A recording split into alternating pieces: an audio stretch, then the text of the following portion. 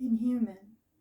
An abundance of flesh on the cover of a magazine captures my attention as I stand on the checkout line.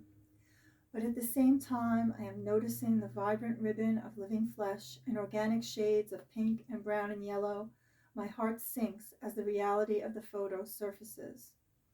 I realize there are hundreds or thousands of men in that one photo.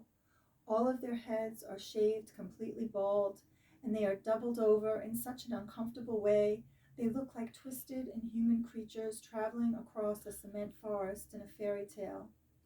And the thousands of them are being watched over by men dressed head to toe in heavy black uniforms, carrying guns and forcing the subjugated men to look down at the ground. Who has created this place? No human should be in this place. The first time I saw this photo was October of 2024 on a rack in my local supermarket. At home, I look up details. I uncover the country where it is taking place, but it is nowhere I can remember. The story is so unconnected to anything else happening in my country or my world, I set it aside like the story of a flood or an earthquake or a fire in some faraway land. Some horror for which I always wished to make a donation or send some relief, but never seemed to be able. How much suffering must we see before we abandon the ones who are suffering?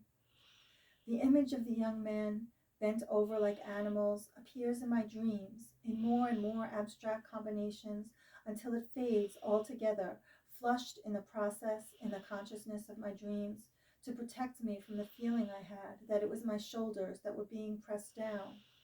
My summary becomes, I glance over at the magazine rack, and then the young person at the checkout dropped a bag of apples and a carton of ice cream in my bag.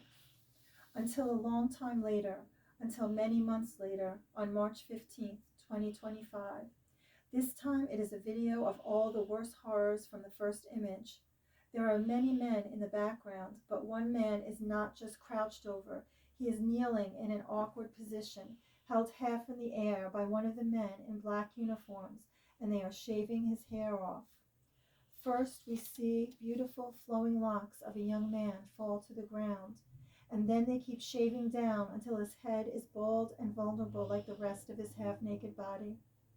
Now my attention is torn away, not just to the faraway country whose name I still have trouble calling to mind, but to the moment when I first saw the photo. It has come back to me.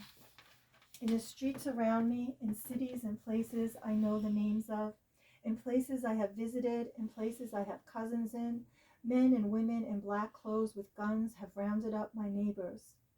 They have rounded up people from my own country. They have taken people so close to me that the photograph of confiscated flesh has escaped my nightmares and reconstituted itself into a reality of pain and fear on the landscape of my American dream. No human should be in this place.